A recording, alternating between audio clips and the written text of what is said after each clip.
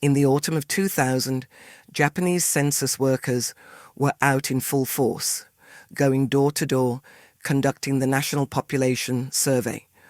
One such census taker had been assigned to Kamaido, a quiet residential district in East Tokyo.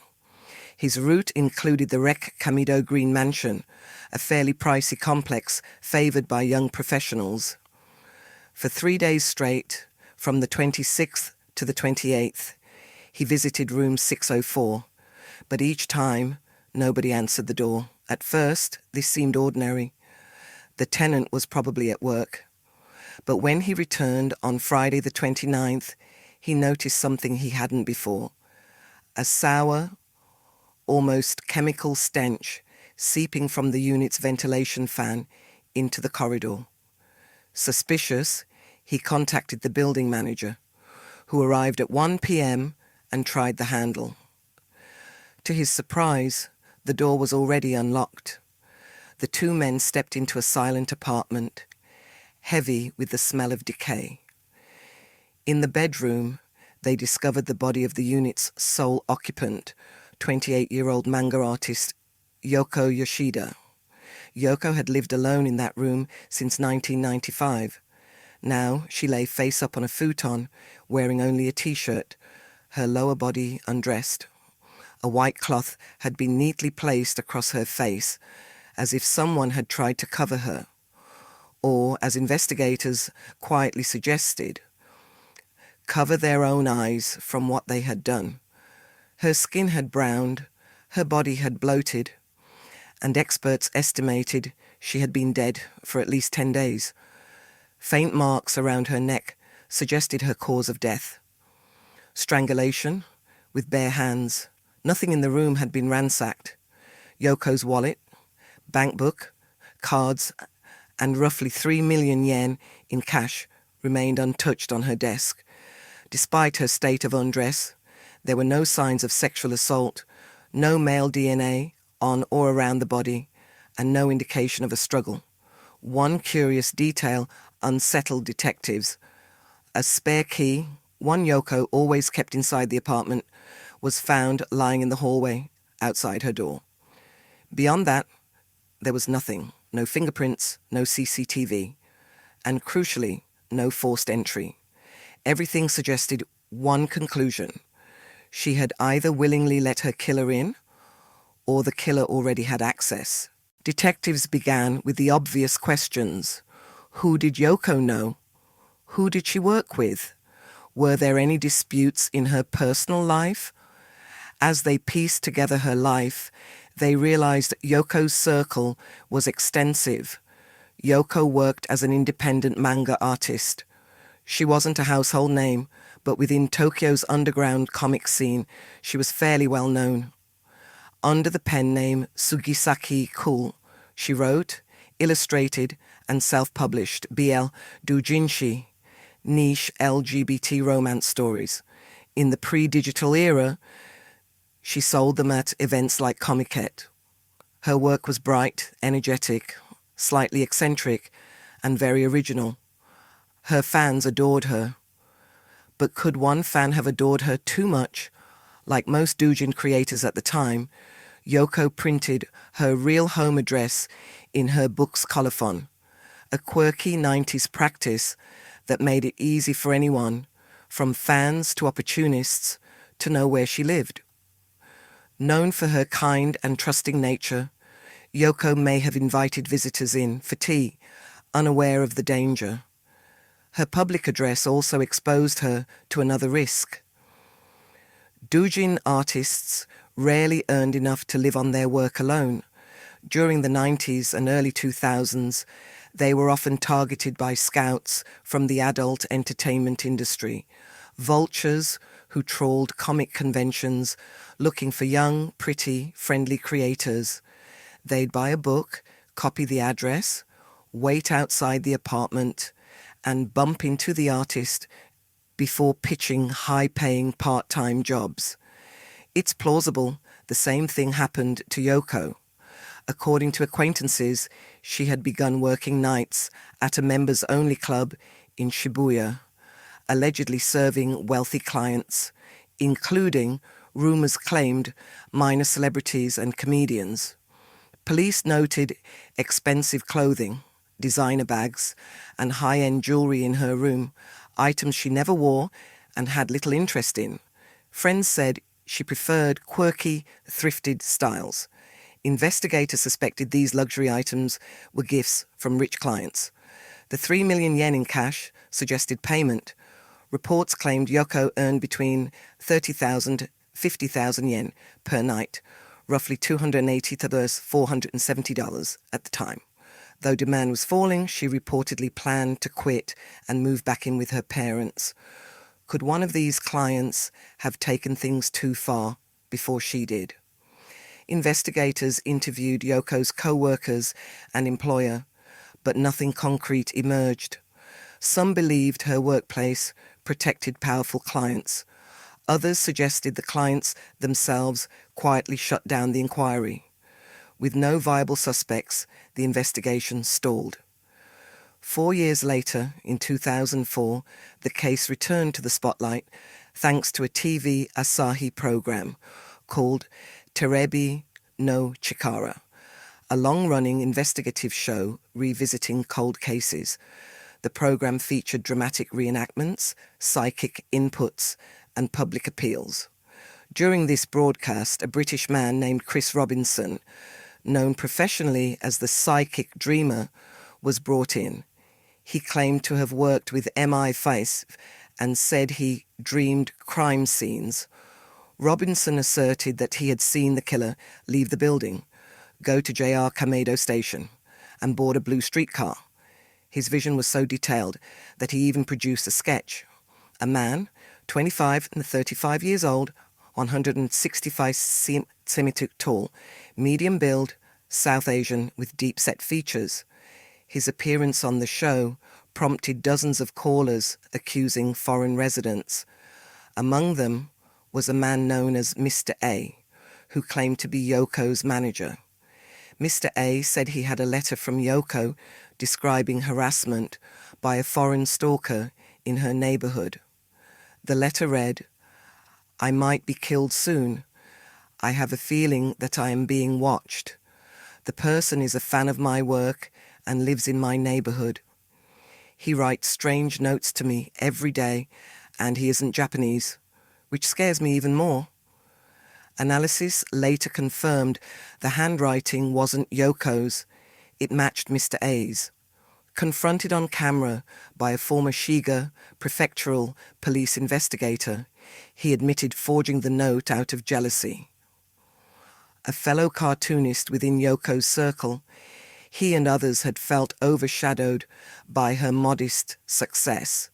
He insisted he had nothing to do with her death. Police never named him a suspect, but the incident cast a long shadow, leading to years of speculation involving foreign stalkers. Mr. A never faced repercussions, and neither did Robinson. One wonders if their false claims had resulted in an arrest, would they have admitted the truth?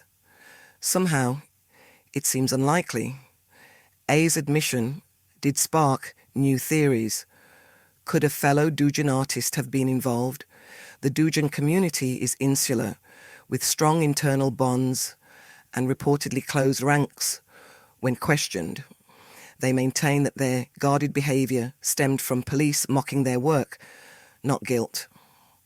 A Japanese commentator, YouTuber, Himuro Yusuke, suggested a different theory, one focused on the building itself. He noted small inconsistencies. The census worker knocked on Yoko's door repeatedly from the 26th to 28th without noticing a smell, yet on the 29th, a pungent odor escaped the ventilation fan. Yoko's spare key appeared in the hallway only after police arrived, and no signs of struggle or foreign DNA were found despite her exposed lower body. Himuro theorized that Yoko may have been killed elsewhere in the complex, and her body moved to room 604 later using the key found on her person. The killer may have been an insider, familiar with her plans to move. who panicked when the census worker knocked.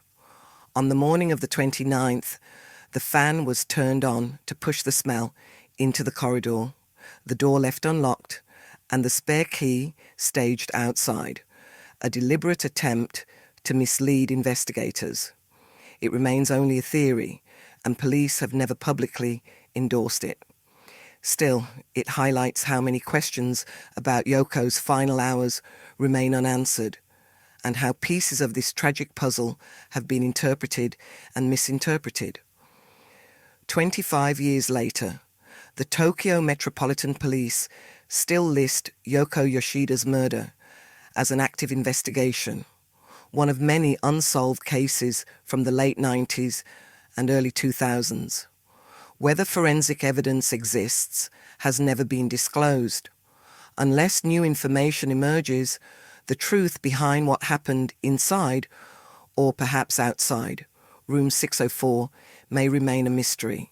A window of opportunity, Japan is often cited as one of the safest countries in the world. Visitors have seen children walking to school alone, commuters dozing on crowded trains without clutching their bags, and laptops left unattended in cafes. Danger feels distant. Yet while overall crime rates are low, violence against women and girls remains a persistent and underreported problem. This creates a society that appears safe on the surface, but hides a darker undercurrent, one where predators exploit trust and complacency. In such a society, all a monster needs is one thing: a window of opportunity. Nana Sakuma was born in 1978 in Chiba Prefecture, just east of Tokyo. Her parents divorced when she was very young, and she grew up living with her mother and grandmother in a modest, single-story apartment in Omiya-dai. To keep the household afloat, her mother worked long nights as a hostess at a local snack bar, while her elderly grandmother was lenient with rules. As a result, it wasn't unusual for Nana to stay up late or wander around the neighborhood after dark. Not that there was anything to worry about. Omiya-dai was a tight-knit community, and most locals knew the bright, well-mannered Sakuma girl by name. In 1991, Nana began her first year at Omiya Junior High School and quickly formed a wide circle of friends. Having just turned 13, she was beginning to develop her own personality. Teachers described her as remarkably confident, sociable, and full of energy. On October 26, 1991, just after midterm exams, Nana and 3 of her female classmates spent the day playing together. As the sun set, they still felt they hadn't had enough fun, so Nana suggested they go to her modest apartment to hang out.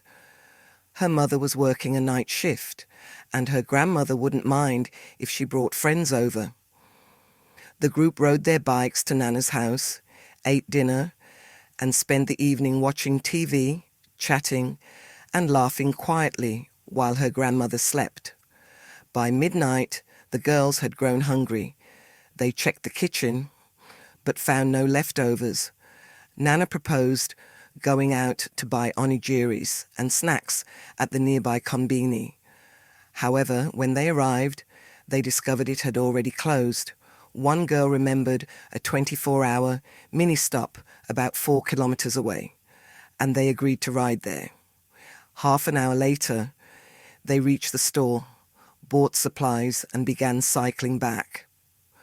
Around 1 a.m., while leading the way through a particularly dark and unlit stretch of Tebetacho, Nana turned to check on her friends and hit a large branch in the road, likely blown down by a recent typhoon. She tumbled from her bike. It wasn't a bad fall, and the other 3 girls stopped to help her up. At that precise moment, a man appeared behind them. He looked to be around 50, wearing a horizontally striped, long-sleeved shirt, black trousers, and a black knitted cap. His face was round, his eyes long and sharp. his cheeks red. He stood near a billboard, hands in his pockets, and barked, "What are you doing?" His tone was so harsh the girls froze in fear. The man claimed to be a local youth guidance counselor, insisting that Japanese law prohibited minors under 16 from being out past 11 p.m. without a guardian. At the time, official counselors volunteered nationwide to prevent juvenile delinquency, promote healthy growth, and protect children. Most were women, most worked in groups, few worked past 9 p.m., and all carried badges, armbands, and identification. This man, however, showed no ID and immediately threatened to call the police, adding that he might reconsider if the girls provided a good excuse. Frightened and ashamed, the girls remained silent. The man, visibly angry, accused them of sniffing paint thinner and said a representative had to accompany him to a police box. Then he pointed at Nana. Perhaps out of fear or a sense of compliance, she didn't argue. She simply followed him down a small side road off Route 126. Once Nana disappeared from view, the man turned to the other three girls. "You don't have to wait. Go home." When one asked about Nana's bicycle, he replied without looking back, "I'll use my truck to transport it." Trusting him, the girls rode home and waited. 30 minutes passed, then an hour, then an hour and a half. As anxiety grew, two boys they knew passed by. The girls told them everything, and the boys, sensing something was wrong, advised them to alert Nana's family. Since Nana had the only key, the group banged on the apartment door until her grandmother woke. Shaken, the grandmother called Nana's mother, who rushed home. Together they searched the Wakaba district, including the narrow alley where Nana had last been seen, but found no trace of the girl or the man. With nowhere else to turn, they called the police at 4:20 a.m. The authorities delivered a chilling revelation. No youth guidance counselors were on duty along that route that night. Police scoured local roads, knocked on doors, and released a sketch based on the girl's description. Witnesses began to come forward. At 10:30 p.m. on the 26th, a tipster saw a suspicious man resembling the sketch near the back of a driving school in Sakazuki-cho, about 1 kilometer from the abduction site. 20 minutes later, at 1:20 a.m., a truck driver reported seeing a girl with an adult at Sakazuki intersection, roughly 260 meters from the abduction site. At 2:15 a.m., another witness claimed to see a man and girl walking along Monorail Street, about 300 meters from Chishirodai Kita Station. Over 150 officers searched a 2 to 4 kilometer radius, focusing on wooded areas and bushes, but found no evidence. No ransom call was made, and no further leads emerged. The man's confident approach suggested experience, but investigators could not link Nana's disappearance to any other missing persons. Despite leaflets, sketches, and endless investigations, the case stagnated. Decades passed. The other girls grew up, had children of their own, but Nana never returned. Her grandmother reportedly died within a year from shock and guilt. Her mother moved away after the apartment's demolition in 2001 and still visits shrines, praying for her daughter's safe return, a prospect growing more impossible with each year. Online discussions continue to this day. Some believe an opportunistic kidnapper happened to be at the exact spot where Nana fell. Others have a more chilling theory. The large branch was placed deliberately, the man lying in wait in the shadows, hoping an unsupervised child would pass. While improbable, one wonders how many nights he had gone fishing for prey, and how many times it worked. Perhaps the most haunting theory is the simplest. He was just there, ready to act at a moment's notice, and the only thing stopping other, ordinary-looking monsters is opportunity. A Japanese YouTuber, Incidents, Society, and Life, suggested a possible connection to a man known as Suspect A, arrested in the late 1960s for assaults. He had a history of impersonating juvenile officers to lure school-age girls into isolated areas. In 1991, Suspect A would have been around 52 years old, aligning with witness reports.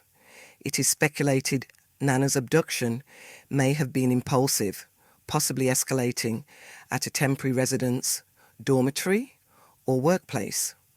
Suspect A is now 86 and lives near the area, though this remains unconfirmed. Other rumours suggest North Korean agents may have used Route 126 in the 1990s to abduct Japanese children. However, given the perpetrator's authentically Japanese accent, local abduction is more plausible. If Nana was trafficked, she would be 47 today. If she was killed, her remains are yet to be found. Legally, her perpetrator, if ever identified, may be untouchable due to statute limitations in place at the time. Harem Man fortune tellers, mystics, spiritual advisors, there is no shortage of them in Japan. On busy streets, shops offer palm readings or tarot sessions for a few thousand yen. Most are harmless hustlers, selling vague hope to the superstitious. But not all are innocent. Hirohito Shibuya, 74, operated from a private residence in Higashiyama-to, a quiet residential area in West Tokyo. Neighbors noticed a steady flow of women, assistants and clients, entering his home, but almost none leaving. After one visit, he somehow convinced each woman to abandon families, obligations, and their lives, marrying him one by one. By early 2023, he had built a polygamy cult of 9 wives and 3 children. These women weren't just followers, they were obsessed. Shibuya wasn't young, nor conventionally charming. What he lacked in looks, he made up for with manipulative charisma, a toxic blend of fear, fantasy, and psychological control. He began his network around 2000, claiming to have learned a seduction spell in a dream. He presented it as magic, but it was psychological manipulation. Gradually, he lured women aged 20-49 to his home via local newspaper ads for fortune-telling assistance. The pattern was always the same. Isolate the target, instill fear of supernatural harm, present himself as the only protector. A demonic soul is haunting you, he would say. Only I can protect you from it. Many believed him, devoting their lives entirely to him, living in his home and catering to his every desire. Wives were allowed out only to work and bring home money, roughly 80,000 yen per month, all of which went to Shibuya. When psychological manipulation failed, he resorted to blackmail and intimidation. In 2006, he threatened a woman in her 20s, coercing her to live with him and his other wives. He warned, "If you don't do what I say, you'll be chopped up, minced, and processed at a nearby factory, ground up." Some wives assisted in enforcing this imprisonment. Fortunately, the woman escaped and reported him to authorities. Media at the time treated him as a curiosity, dubbing him the Harem Man. Although polygamy is illegal in Japan, Shibuya technically avoided prosecution because he divorced each wife shortly after marriage. He was only convicted of coercion and intimidation, receiving a 1-year, 6-month sentence, suspended for 4 years, never spending a day in prison. Afterward, mothers reportedly waited outside his house for months, hoping to retrieve their daughters, but the women never came out. Shibuya went to extreme lengths to maintain control over his victims. He put up "keep out" signs around the house and installed around 10 security cameras. Surprisingly, it worked. Parents eventually gave up trying to intervene. Over time, neighbors noticed the formerly young, stylish women living in that house slowly age under Shibuya's influence. He didn't use chains. He controlled them with fear. Fear of curses, spirits, threats, and later, even alien abduction. In mid-2022, a teenage girl was lured to Shibuya's home by his 43-year-old wife, Chiaki, who claimed to know a powerful fortune teller. Once inside, Shibuya appeared in a black hooded robe, cornered her, and forced her to watch hours of alien and UFO footage. His goal was to convince her of their existence, and he succeeded. He told her, "You're going to die soon. You'll be abducted by aliens, skinned and eaten. They'll replace you with a copy. The only way to survive is to allow me to have my way with you."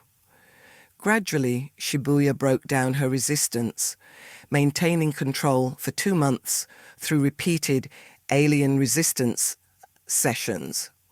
Later that year, he repeated the manipulation with another teenager brought by Chiaki, convincing her that the only way to survive alien abduction was to become a couple with him. Fortunately, the second girl confided in her family, who alerted authorities